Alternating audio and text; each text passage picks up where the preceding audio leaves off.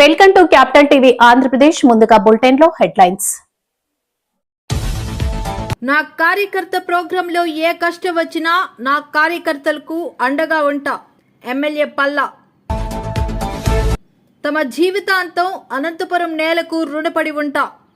AP మంత్రి Nara Lokesh. Veligonda project నిర్మాణాన్ని 2026 లోపు పూర్తి చేస్తాము. మంత్రి నిమ్మల. వార్నింగ్ ఇచ్చిన 2 గంటల్లోనే ప్రైవేటు కాలేజీల యాజమాన్యాలు దిగివచ్చాయి. ముఖ్యమంత్రి చంద్రబాబు బీసీల పక్షపాతి. మంత్రి సవిత. విద్య, వైద్యం ప్రజల కనీస హక్కు. ఇప్పుడు కూటమి ప్రభుత్వం వీటిని ప్రజలకు దూరం చేస్తుంది. మజ్జి. 14వ వార్డులో 1 కోటి సంతకాలు సేకరణ కార్యక్రమంలో పాల్గొన్న కేకే రాజు. సామర్లకోట ప్రభుత్వ ఆసుపత్రిలో వైద్యుల నిర్లక్ష్యం. నా కార్యకర్త ప్రోగ్రాంలో ఏ కష్టం వచ్చినా నా కార్యకర్తలు అండగా ఉంటా. ఆంధ్రప్రదేశ్ రాష్ట్ర తెలుగుదేశం పార్టీ అధ్యక్షులు, గాజువాక శాసనసభ్యులు పల్లా శ్రీనివాసరావు. ఈరోజు నా కార్యకర్త అనే కార్యక్రమానికి శ్రీకారం చుట్టడం జరిగిందండి. ఇది మా నియోజకవర్గంలో మా కార్యకర్తలందరితో కూడా 1-to-1 మాట్లాడి వారి యొక్క ఆలోచనలు తీసుకొని దానికి అనుగుణంగా ముందుకు వెళ్దామని ఈ యొక్క ప్రోగ్రాం ఒక ముఖ్య ఉద్దేశం. ఎందుకంటే గత 5 సంవత్సరాలుగా ఆహర్నిశలు పార్టీ కోసం కష్టపడి ఈరోజు పార్టీ అధికారం రావడానికి ఎంతో కృషి చేసినటువంటి మా నాయకులు ఒక మనోభావాలు తెలుసుకొని, అలాగే వాళ్ళు ఇచ్చినటువంటి సూచనలు తీసుకొని ముందుకు వెళ్ళాలని ఒక ఆలోచనతో ఈ కార్యక్రమం పెట్టడం జరిగింది. ఇది చాలా ఆనందంగా ఉంది. ఎందుకంటే ఒక్కొక్క మా నాయకులు కార్యకర్తలతో మాట్లాడుతుంటే వారు ఎక్కువ మంది సొసైటీకి ఏం చేస్తే బాగుంటుంది, ఎటువంటి అవసరాలు సొసైటీకి అవసరం, వాటి మీద చెప్పడం జరిగింది. ఖచ్చితంగా ఈ కార్యక్రమాన్ని మా నాయకులందరితో ఈరోజు కొంతమందితో మాట్లాడాం, మిగతా అందరితో కూడా మాట్లాడి ముందుకు ఈ కార్యక్రమం ముందుకు తీసుకెళ్ళి వాళ్ళ యొక్క మన్నల్ని అంటే పార్టీ, ఎందుకంటే తెలుగుదేశం పార్టీ అంటేనే కార్యకర్తల పార్టీ. ఈరోజు కీర్తి చేసిన నందమూరి తారక రామారావు గారు పార్టీ స్థాపించిన నాటి నుంచి కూడా నేడు వరకు కూడా కొంతమంది నాయకులు వెళ్ళిపోయారేమో కానీ పార్టీ కార్యకర్తలు మాత్రం అలాగే ఉన్నారు. చెక్కు చెదరినటువంటి కార్యకర్తలు పార్టీకి అండగా ఉన్నారు. కనుక వాళ్ళని మనం చూసుకోవాల్సినటువంటి అవసరం ఉంది. అలాగే మా యువ నాయకులు ఈరోజు లోకేష్ బాబు కూడా అనేక కార్యక్రమాలు యువత కోసం చేయాలని ఒక ఆలోచనతో ఉన్నారు. లోకేష్ బాబు వచ్చిన తర్వాత యువ కార్యకర్తలు ఎక్కువ మంది వచ్చారు. వారికి కూడా ఇక్కడ మంచి అధికారం ఇవ్వాలి, వారికి బాధ్యత వాళ్ళపైన పెట్టాలి, పార్టీని ముందుకు తీసుకెళ్లాలన్న ఒక ఆలోచనతో మరి లోకేష్ బాబు ఉన్నారు. ఆ ఆలోచనలు కూడా ఈరోజు దానికి అనుగుణంగా కూడా ముందుకు తీసుకెళ్తామని చెప్పి తెలియజేస్తున్నాం. అలాగే గత 40 సంవత్సరాలుగా పార్టీని చంద్రబాబు నాయుడు గారు, మా జాతీయ అధ్యక్షులు వారు భుజ స్కంధాల మీద వేసుకొని పార్టీ క్యాడర్కి ట్రైనింగ్ ఇచ్చి ముందుకు తీసుకెళ్తున్న సందర్భం. సో ఇవన్నీ చూసుకొని కూడా, ఇవన్నీ దృష్టిలో పెట్టుకొని మేము ఈరోజు కార్యకర్తలతో మాట్లాడడం జరిగింది. ఖచ్చితంగా తెలుగుదేశం పార్టీ అంటేనే కార్యకర్తే రాజు అనే నినాదంతో మేము ముందుకు వెళ్తామని చెప్పి ఈ సందర్భంగా తెలియజేస్తున్నాను. ఇందులో పాల్గొన్నటువంటి ప్రతి ఒక్కరికి కూడా నేను పేరు పేరున ధన్యవాదాలు తెలియజేస్తున్నాను. తమ జీవితాంతం అనంతపురం నేలకు రుణపడి ఉంటామని ఏపీ మంత్రి నారా లోకేష్ అన్నారు. భక్త కనకదాస జయంతి సందర్భంగా అనంతపురం జిల్లా కళ్యాణదుర్గంలో ఆయన కాంస్య విగ్రహాన్ని ఆవిష్కరించారు. ఈ కార్యక్రమానికి మంత్రి లోకేష్ ముఖ్య అతిథులుగా హాజరై మాట్లాడారు. ఇంకొక మామ, కూతురిచ్చిన మామ, నా ఒక్కడికే ముద్దల మామయ్య, మీ అందరి బాలయ్య అని కూడా 3 సార్లు హ్యాట్రిక్ గా గెలిపించి శాసనసభకి పంపించిన గొప్ప నేల అనంతపురం నేల. ఈ నేలకి మేము ఎంత చేసినా తక్కువే. మా జీవితాంతం మీకు రుణపడి ఉంటామని ఈ సభాముఖంగా మీ లోకేష్ మీకు హామీ ఇస్తున్నారు. అనంతపురం అంటేనే తెలుగుదేశం పార్టీ, తెలుగుదేశం పార్టీ అంటేనే అనంతపురం. మా కురుబ సోదరులు నాడు నేడు ఎప్పుడో తెలుగుదేశం పార్టీకి అండగా నిలబడ్డారు. అన్న ఎన్టీఆర్ దగ్గర నుంచి బాబు గారి వరకు కురుబ సోదరులంటే గుండెల్లో పెట్టుకుని కాపాడుకుంటారు. అందుకే మీరు చూస్తే కురుబ సోదరులకి కార్పొరేషన్ ఏర్పాటు చేశాం. 300 కోట్ల రూపాయలు మనం నిధులు కేటాయించి అనేక పనులు చేశాం. గతంలో కురుబ సోదరుల కోసం పెద్ద ఎత్తున భవనాలు కూడా మన ప్రభుత్వం కడతాం జరిగింది. ఇంతేకాదు రాజకీయంగా ఆర్థికంగా మా కురుబ సోదరులకి స్వాతంత్రం వచ్చిందంటే దానికి కారణం తెలుగుదేశం పార్టీ. పెద్దలు చెప్పినట్లు రామచంద్రారెడ్డి గారి దగ్గర నుంచి పార్థసారథి గారు కానివ్వండి, సవితమ్మ గారు కానివ్వండి, ఇప్పుడు బస్సుపతి నాగరాజు గారు కానివ్వండి, మంత్రులుగా, టీటీడీ బోర్డు మెంబర్లుగా, ఎంపీగా, జడ్పీ చైర్పర్సన్ గా, మేయర్లుగా, ఇప్పుడు ఏకంగా ఏఎంసీ చైర్పర్సన్ గా తయారు చేసింది తెలుగుదేశం పార్టీ. 2019 నుంచి 24 వరకు మనం ఒక చీకటి రాష్ట్రం చూసాం, చీకటి రాజ్యం చూసాం. బీసీ సోదరులు బయటకు వచ్చి మాడితే ఆ రోజు మన ఎట్లా కొట్టి తరిమారో మనందరం చూసాం. మన బిడ్డల పైన ఏకంగా పెట్రోల్ పోసి తగలబెట్టి చంపిన రోజులు మనందరం చూసాం. అందుకే మా బీసీ సోదరులు ఒక తిరుగుబాటు వచ్చింది.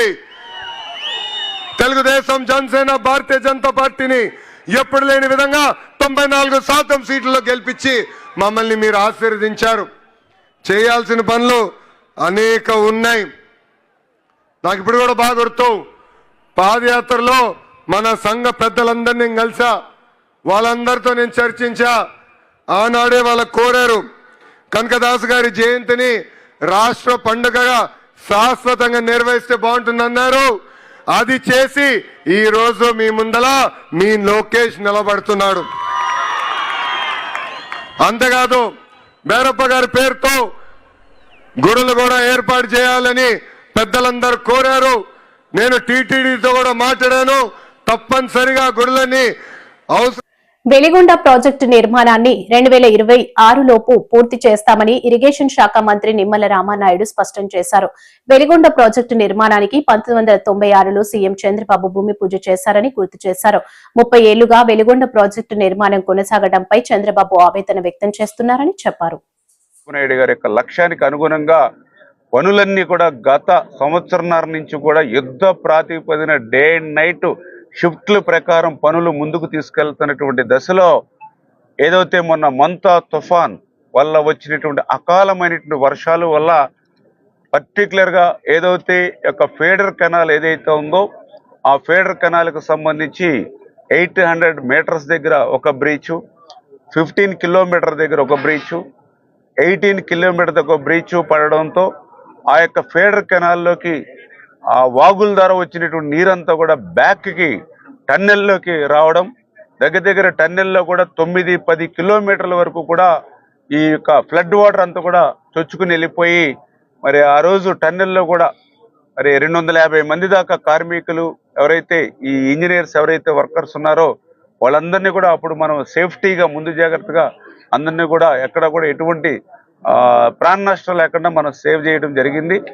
మరి ఏదైతే ఆ యొక్క ఫ్లడ్ అనంతరం ఆ పనులను ఇంకా వేగవంతం చేయాలి, ఏదైతే ఆ బ్రీచెస్ ద్వారా వచ్చినటువంటి టన్నెల్లో ఉన్నటువంటి వాటర్ ఏదైతే ఉందో దాని అంతా కూడా డీవాటరింగ్ చేసి పనులన్నింటినీ కూడా మళ్ళీ యథాస్థితిలో మరి ప్రారంభించి పూర్తి చేయాలనేటువంటి దృక్పథంతో మరి ఈరోజు ఆ యొక్క వెలిగొండ ప్రాజెక్టుకు సంబంధించినటువంటి ఫీడర్ కెనాల్, టన్నెల్స్ ఆ యొక్క రిపేర్స్ వర్క్స్ ఏవైతే ఉన్నాయో వాటిని పరిశీలించడానికి, వాటిని యుద్ధ ప్రాతిపదిక మీద వేగవంతం చేయడానికే ఈరోజు మరి గౌరవ శాసనసభ్యులు నారాయణ రెడ్డి గారు, అదేవిధంగా ఇక్కడ ఇన్ఛార్జ్ ఎరిక్సన్ బాబు గారు, అదేవిధంగా మా ఇరిగేషన్ నుంచి కూడా అడ్వైజర్ వెంకటేశ్వర గారు, అదేవిధంగా ఇంకా ఇంజనీరింగ్ డిపార్ట్మెంట్ డిజైన్స్ నుంచి అందరినీ కూడా కమిటీగా ఈరోజు ఇక్కడికి రాచి పరిశీలించడం జరిగిందని చెప్పి మీ ద్వారా అందరికి కూడా తెలియజేసుకుంటూ, ఇప్పుడే ఈ యొక్క వెలిగొండ ప్రాజెక్టు మీద కూడా రివ్యూ తీసుకొని ఏదైతే ఆ యొక్క బ్రీచెస్ ఏవైతే ఉన్నాయో వాటిని ఇమీడియట్లీ 3-4 డేస్లో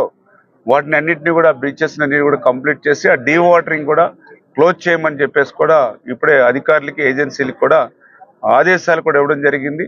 మళ్ళీ 4-5 రోజులు డీవాటరింగ్ చేసి ఆ యొక్క టన్నెల్ వర్క్ని పునఃప్రారంభించాలి. మళ్ళీ అవసరమైతే ఒక 4-5 రోజుల్లో మళ్ళీ ఇక్కడికి మళ్ళీ మేము కూడా వస్తామని కూడా చెప్పడం జరిగిందని చెప్పి కూడా మీ ద్వారా కూడా తెలియజేసుకుంటూ, ఎందుకంటే ఈ ప్రాజెక్ట్ ఏదైతే ఉందో చంద్రబాబు నాయుడు గారు కూడా ప్రతి 15 రోజులకు ఒకసారి సెక్రటరీలో రివ్యూ చేస్తూ ఉన్నారు.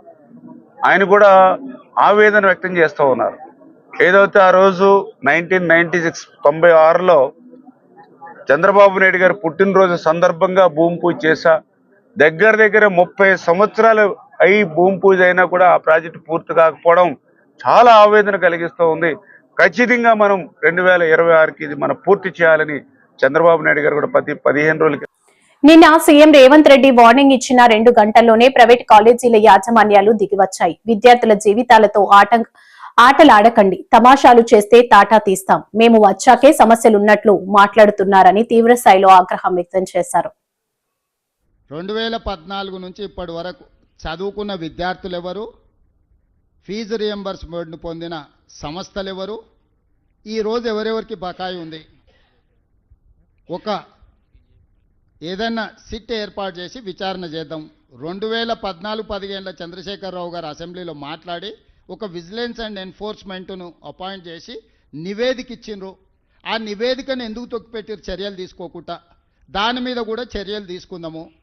నేను ఆ కళాశాల యజమానులను, మీరు వ్యాపారం చేసుకుంటున్నారు, మీరేం సేవ చేస్తలేరు, మీ వ్యాపారంలో మీరు ఎంత సంపాదించిండ్రు, మీరు ఎట్లా సంపాదించుకుంటున్నారు, ఏమేం జరిగింది అనేది అందరికీ తెలుసు. రాజకీయ ప్రేరితమైన స్టేట్మెంట్లు అధికారులను తిట్టడంతో మీకేం ఫీజు రియంబర్స్మెంట్ రాదు. ప్రభుత్వానికి ఉన్న అప్పుల్లో 35 సంవత్సరాలు ప్రభుత్వంలో సేవలు అందించిన అధికారులకు కూడా వాళ్ళ రిటైర్మెంట్ బెనిఫిట్స్ను విడతల వారికి ఇస్తున్నాము. మేము ప్రభుత్వాన్ని ఏర్పాటు చేసే సమయానికి జీతభత్యాలు కూడా విడతలాలు ఇస్తుంటే సర్దిద్దుకుంటూ వస్తున్నాము. సహకరించాల్సిన మీరు ఈ రకమైన వితండవాదంతో బంద్ పెడితే ఇప్పుడు ఫీజులు అడగరా? ఇప్పుడు బంద్ పెడితే పిల్లలకు విద్య దూరం అవుతుంది. 3 నెలలకు 6 నెలలకు మేము ఫీజులు ఇస్తే ఈ బంద్ పెట్టినందుకు ఎవరిని శిక్షించాలి? పిల్లల జీవితాలతోని చెలగాటాలు ఆడొద్దని నేను యజమానులకు చెప్తున్నా. విడతల వారీగా మీకు ఫీజులు చెల్లించే బాధ్యత మేము తీసుకుంటాము. మొట్టమొదట మేము అధికారంలోకి వచ్చిన తర్వాత ఏం బకాయిలు ఉన్నా అవి ఇస్తాం. కేసీఆర్ పెట్టిపోయిన బకాయిలు ఏమన్నా ఆడబోయి అడుగురి. ఉన్నవే 3,600 కోట్ల బకాయిలు అంటే 6,000 ఇయ్యండి 5,000 ఇయ్యండి అని ఉపన్యాసాలు ఇస్తుండు. ఉపన్యాసాలు ఇచ్చటాయని నేను చూసిన 12 కాలేజీలు పర్మిషన్ ఇవ్వమని వచ్చి పైరేకి వచ్చిండు, ఇయ్యలే. ఇంకొక 2 ఆఫ్ క్యాంపస్, ఆయనది ఉండేది మహబూబ్నగర్లో, ఆఫ్ క్యాంపస్ హైదరాబాద్లో నాకు క్యాంపస్ ఇవ్వమని వచ్చిండు, ఇయ్యలే. ఇవన్నీ రూల్కి వ్యతిరేకం. అవి ఇయ్యలేదు కాబట్టి తీట పెట్టుకొని ఇట్లాంటి వేషాలు వేస్తున్నారు. పిల్లల్ని వెనక్కి తిప్పితే ఏమవుతుందో నాకు తెలుసు, వెనక్కి ఎట్లా తిప్పొచ్చు. నేనేందంటే ప్రభుత్వాన్ని నడుపుతున్నా కాబట్టి ఆ ప్రయత్నం చేస్తలేను. పిల్లల చదువులకు ఆటంకం కలిగిస్తే యజమానులైనా ఉండొచ్చు, రాజకీయ పార్టీలైనా ఉండొచ్చు, ఎవరైనా కఠినంగా వ్యవహరిస్తాము. మీ డబ్బుల కోసం పిల్లల జీవితాలతోని చెలగాటం ఆడకండి. ఈరోజు మీరు బంద్ పెడితే అకాడమిక్ ఇయర్ లాస్ అయిపోతే ఆ పిల్లలకు చదువు తిరిగి రాదు. ఇవాళ మీ ఫీజు రియంబర్స్మెంట్ తిరిగి వస్తుంది. పిల్లలకు మీరు చేసే అన్యాయం తిరిగి వస్తుందా? చెప్పండి. మీరు కూడా మీ పిల్లలు పోతున్నారు, మా పిల్లలు మీ పిల్లలు అందరూ చదువుకుంటారు. ఇవాళ పిల్లలకు చదువు చెప్పకుండా కళాశాలలు బంద్ పెడితే 3 నెలల తర్వాత ప్రభుత్వం నిధులు ఇచ్చింది అనుకో. ఇప్పుడు ఈ విద్య దూరమైన పిల్లలు ఏం కావాలి చెప్పండి? ఫేస్ రికగ్నిషన్ పెట్టిన పిల్లలకు టీచర్లకు తప్ప. ముఖ్యమంత్రి చంద్రబాబు బీసీల పక్షపాతి అని బీసీ సంక్షేమ శాఖ మంత్రి సవిత అన్నారు. తెలుగుదేశం పార్టీ ఆవిర్భావం తర్వాతే బడుగు బలహీన వర్గాలకు రాజ్యాధికారం దక్కిందన్నారు. అణగారిన జాతుల కోసం పోరాటం చేసిన వ్యక్తి, ఒక గొప్ప గాయకుడు. మరి శ్రీ భక్త కనకదాసి గారి 538వ జయంతికి విచ్చేసిన ప్రజలందరికీ, కులస్తులకు, కూటమి నాయకులకు అందరికీ పేరు పేరున నమస్కారాలు తెలియజేసుకుంటూ, మరి బీసీల్లో భాగమైన కురుబ కులస్తుల గురించి బాగా తెలిసిన వ్యక్తి. మరి గతంలోనే చూసాం, గతంలో రాజకీయంగా కావచ్చు, వ్యాపార పరంగా కావచ్చు, విద్యాపరంగా కావచ్చు, మనము చాలా వెనకబడి ఉన్నామని గుర్తించిన వ్యక్తి అన్న నందమూరి తారక రామారావు గారు అన్న విషయాన్ని మీకు తెలియజేస్తున్నాం. ఆనాటికే మరి కురుబులు రాయలసీమలో ఎక్కువగా ఉన్నారు, వారికి ప్రాధాన్యత ఇవ్వాలి, వారు అన్ని రంగాల్లోనూ ముందుండాలని మా తండ్రి గారైన రామచంద్రారెడ్డి గారికి ఇక్కడి నుంచే శాసనసభ్యులుగా అవకాశం ఇచ్చి 14 శాఖలకు మంత్రిగా కూడా అవకాశం ఇచ్చారన్న విషయం తెలియజేస్తూ మరి ఆ రోజే మండలి వ్యవస్థ తీసుకురావడం, స్థానిక ఎన్నికల్లో రిజర్వేషన్లు రావడం వల్లే ఈరోజు చాలామంది జెడ్పీటీసీలుగా, ఎంపీటీసీలుగా, సర్పంచులుగా కూడా ఎన్నుకోబడ్డారన్న విషయం మీ అందరికీ తెలుసు. మరి ఆ తర్వాత కూడా రాయలసీమ ఎక్కువగా మనం ఉన్నామని తెలుసుకొని మరి మామూలుగానే జిల్లా పరిషత్లో ఇప్పుడు మనం వెళ్ళి చూసినా అన్ని అగ్రకుణాల వాళ్ళ ఫోటోలే ఉంటాయి తప్ప మన బీసీలు ఫోటోలే లేవు. మరి జనరల్ అయిన జెడ్పీ చైర్మన్ పదవిని మన పార్థసారథి బీకే పార్థసారథి గారికి ఇచ్చిన ప్రభుత్వం తెలుగుదేశం ప్రభుత్వం. మరి మళ్ళీ పార్థసారథి గారికి ఎమ్మెల్యేగా అవకాశం ఇచ్చారు, అంతేకాకుండా మరి ఎంపీగా అవకాశం ఇచ్చారు. మరి టీటీడీ బోర్డు మెంబర్గా ఆనాటికే మా తండ్రి గారైన రామచంద్రారెడ్డి గారికి అవకాశం ఇచ్చారు, మళ్ళీ పార్థసారథి గారికి అవకాశం ఇచ్చారు. మరి ఈరోజు మళ్ళీ మరి 2 ఎంపీలు మీ సవితమ్మకు ఇక్కడ టికెట్ ఇచ్చి మంత్రి పదవి కూడా అవకాశం ఇచ్చిన ప్రభుత్వం మాన్యశ్రీ ముఖ్యమంత్రి చంద్రబాబు నాయుడు గారు, కూటమి ప్రభుత్వం. మరి రాష్ట్ర జనాభాలో సగమైన బీసీ శాఖే మనకు ఇచ్చారు. బీసీలో భాగమైన కురుబ కులస్తుల గురించి కూడా చంద్రబాబు నాయుడు గారికి బాగా తెలుసు అన్న విషయం తెలుసు. మరి ఈరోజు ముఖ్యమంత్రి గారు కోరుకుంటుండేది ఒక్కటే, బీసీలు అంటే తెలుగుదేశం, తెలుగుదేశం అంటే బీసీలు, తెలుగుదేశం పార్టీ బ్యాక్ బోనే బీసీలు. మరి ఈరోజు ప్రభుత్వంలోకి రావటానికి బీసీలే ముఖ్య కారకులు అనే విషయం ఎన్నోసార్లు ముఖ్యమంత్రి గారు బహిరంగంగా కూడా చర్చించారన్న విషయం మీకు అందరికీ తెలుసు. మరి బీసీలు అన్ని రంగాల్లోనూ ఉండాలి. మరి ఆదరణ 3 పథకాన్ని కూడా దగ్గరలోనే మనం అమలు పరుస్తున్నాం. కుల వృత్తుల్ని ఏ విధంగా అన్ని మొన్నటి రోజే కార్పొరేషన్లు చైర్మన్లని మరి పిలిపించాం, డైరెక్టర్లు పిలిపించాం, కులస్తులను పిలిపించి ఆదరణ 3లో కుల వృత్తులు ఏ విధంగా. మజ్జి శ్రీనివాసరావు విజయనగరం ధరంపూరి తన క్యాంపు కార్యాలయమందు విజయనగరం జిల్లా వైఎస్ఆర్సీపీ పత్రికా సమావేశం. ఈ సమావేశంలో చిన్న శ్రీను మాట్లాడుతూ విద్య, వైద్యం ప్రజల కనీస హక్కు. ఇప్పుడు కూటమి ప్రభుత్వం వీటిని ప్రజలకు దూరం చేస్తుంది. మెడికల్ కాలేజీల ప్రైవేటీకరణకు వ్యతిరేకంగా ఈ నెల 12వ తేదీన పెద్ద ఎత్తున వైఎస్ఆర్ కాంగ్రెస్ పార్టీ ఆధ్వర్యంలో భారీ ర్యాలీలు నిర్వహిస్తున్నామన్నారు.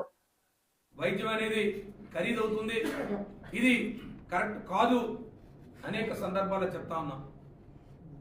మేము మంత్రులు చెప్తా ఉన్నారు, నిన్నటి రోజు విజయనగరం మెడికల్ కళాశాల పూర్తయిందా నేను చెప్పాము. ఎప్పుడు కూడా అభివృద్ధి అనేది నిరంతరం కొనసాగుతూ ఉంటుంది. మా ప్రభుత్వ విధానంలో 17 మెడికల్ కళాశాలలు ప్రారంభించి స్థల సేకరణ చేసి దానికి సంబంధించి ఏవైతే అనుమతులు కావాలో నేషనల్ మెడికల్ కౌన్సిల్ నుంచి అనుమతులు తీసుకొచ్చి దానికి సంబంధించి కార్యక్రమాలు సాగుతూ ఉన్నాయి. ఒక 5 మెడికల్ కళాశాలలు ప్రారంభించుకున్నాం. ఇవాళ విజయనగరం మెడికల్ కళాశాల అయితే పీజీ సీట్లు కూడా శాంక్షన్ వచ్చాయి, పోస్ట్ గ్రాడ్యుయేట్ సీట్లు కూడా శాంక్షన్ వచ్చాయి. త్వరితగతిగా ఆ కార్యక్రమం ఈ 16 నెలల కాలంగా మీరు దాని పనులు పూర్తి చేసి తీసుకెళ్తే ఇప్పటికే హాస్పిటల్ కూడా షిఫ్ట్ అయ్యి అక్కడ కార్యకలాపాలు మొదలయ్యేవి. కానీ మీ విధానం అది కాదు. మీరు మీ ప్రభుత్వం ఏర్పడిన దగ్గర నుంచి మీ విధానం భిన్నమైన విధానం తీసుకున్నారు. మీరు దానికి మీరు చెప్పేది మీరు పూర్తి చేయలేదు, మీరు మొదలుపెట్టారు కానీ మీరు పూర్తి చేయలేదు, ఏదో స్థల సేకరణ జరగలేదు. Routine process. 17 మెడికల్ కళాశాలలు అనుమతులు వచ్చాయి. మేము 17 మెడికల్ కళాశాలలు విభిన్న స్థితిలో ఉన్న స్థాయిలో ఉన్నవి. వాటన్నింటినీ కూడా మీరు ప్రారంభించవచ్చు మీరు సుమారుగా. కానీ మీరు ఆలోచన చేయకుండా ప్రైవేటు పరం చేయాలన్న ఆలోచన ఏదైతే ఉందో, ఈ ప్రజా వైద్యం అనేది ఈ రాష్ట్రంలో సుమారు 5 కోట్ల ప్రజల్లో పేద మధ్యతరగతి కుటుంబీకులు ఉంటారు, అన్ని వర్గాల వారు ఉంటారు. ప్రతి ఒక్కరికి ఈ ప్రభుత్వం వైద్యం అనేది ఉచితంగా అందించాలి అని మేము ఆలోచన చేస్తూ ఉంటే దానికి సమాధానం చెప్పకుండా సీట్లు తగ్గవు, లేదు పేదవాడికి కూడా అక్కర్లేదు, పేదవాడికి వైద్యం అక్కర్లేదు, పేదవాడు డాక్టర్ చదవక్కర్లేదు, పేదవాడికి వైద్యం కావాలంటే డబ్బు ఇచ్చి కొనుక్కుంటాడు. ఇప్పుడు మెడికల్ కళాశాలలో మిమ్స్ ఉంది, మిమ్స్లో ఉచితంగా వైద్యం చేస్తున్నారా? వెళ్ళండి, ఎవరైనా కొనుక్కోండి. లేదు మీ పార్లమెంట్ సభ్యులదే ఉంది, విశాఖ పార్లమెంట్ సభ్యులది గీతంలోకి వెళ్ళండి, అక్కడ ఉచితంగా చదువు చెప్తున్నారా? లేదు ఉచితంగా మీరు ఏమైనా వైద్యం చేయిస్తున్నారా అంటే దానికి సమాధానం ఉండదు. మీరు ప్రభుత్వ స్థలాలు, ప్రభుత్వ ఆస్తులు, దీనికి ప్రభుత్వ అనుమతులు, సుమారుగా దీనికి కావాల్సిన డబ్బు కూడా మేము చెప్పాం.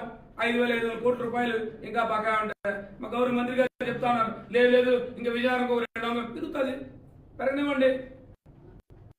ఒక సకాలంలో సంవత్సరం 16 నెలల కాలం మీరు లేట్ చేశారు కాబట్టి రేట్లు పెరగడం వల్ల దాని కాస్ట్ పెరగచ్చు. ఇవాళ అమరావతి మొదలుపెట్టారు మీరు, ఆ రోజు 50,000 కోట్లు అన్నారు, ఇవాళ 2 లక్షల కోట్లకి వెళ్ళింది. లేదు కిలోమీటర్ 174 కోట్ల రూపాయలు ఖర్చు పెడతారని చెప్పి ఇవాళ పేపర్లో వచ్చింది. మీరు ప్రజా వైద్యం వచ్చి కనీసం ఒక 500 కోట్ల రూపాయలతో ఒక హాస్పిటల్ కడతాము, ఉచితంగా వస్తుందంటే ఎందుచేత మీరు చెప్పిన కారణం సహేతుం కాదు. విశాఖ ఉత్తర నియోజకవర్గం 14వ వార్డులో కోటి సంతకాల సేకరణ కార్యక్రమంలో పాల్గొన్న కేకే రాజు ఈ రోజు విశాఖ ఉత్తర నియోజకవర్గం 14వ వార్డు నరసింహనగర్ రైతు బజార్ వద్ద ప్రభుత్వ మెడికల్ కాలేజీలు ప్రైవేటీకరణకు వ్యతిరేకంగా కోటి సంతకాల సేకరణ కార్యక్రమం 14వ ward corporator K Anil Kumar Raju ఆధ్వర్యంలో జరిగింది. వ్యాప్తంగా కోటి సంతకాల సేకరణ జరుగుతుంది.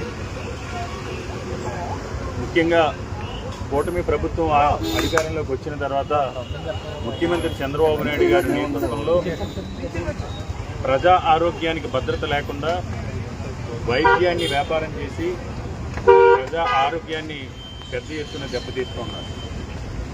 గతంలో జగన్మోహన్ రెడ్డి గారు ముఖ్యమంత్రిగా ఉన్నప్పుడు విద్యా వైద్య రంగాల్లో ఆంధ్రప్రదేశ్ రాష్ట్రం ఒక సువర్ణ అధ్యాయమని చెప్పుకోవచ్చు. చదువుకోవాలనుకునే ప్రతి ఒక్కరికి కూడా ప్రభుత్వమే అండగా బాసటగా నిలబడి వారికి విద్యను అందించాలనే ఉద్దేశంతో విద్యారంగంలో జగన్మోహన్ రెడ్డి గారు తీసుకొచ్చిన మార్పులు మనందరికీ కూడా తెలుసు. మనబడి నాడు నేడు కార్యక్రమం ద్వారా, అమ్మఒడి లాంటి అద్భుతమైన పథకాల ద్వారా ఒక దేవాలయాల విద్యా దేవాలయాల పాఠశాలలను కానీ స్కూల్స్ కానీ తీర్చిదిద్దిన విధానం మనకు తెలుసు. అదేవిధంగా రాష్ట్ర వ్యాప్తంగా ప్రతి జిల్లాలోని కూడా ఒక మెడికల్ కాలేజ్ ఉండాలి. ఆ మెడికల్ కాలేజ్ ప్రాంగణంలో 500 to 600 బెడెడ్ ఒక హాస్పిటల్ ఉండాలి. ఈ హాస్పిటల్ను కానీ మెడికల్ కాలేజీని కానీ ఒక ఆధునిక వైద్య దేవాలయాలను తీర్చిదిద్దాలి.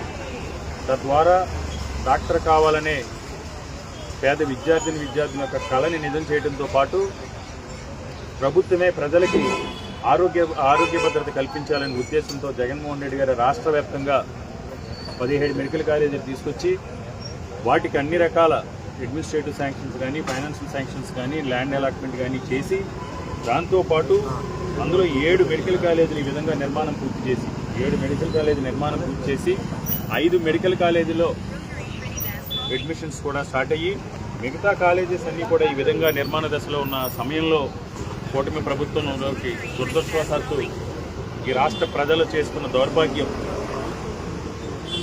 ప్రజలు కూడా తమను తాను నిర్ణయించుకునే విధంగా మనం తప్పు చేశాం, పాలిచ్చే ఆవుని మనం వదులుకొని దున్నపోతుని తెచ్చుకున్న సందంగా ఈ ప్రభుత్వం తీసుకున్న ఈ విధమైన నిర్ణయం దుర్మార్గమైన నిర్ణయం.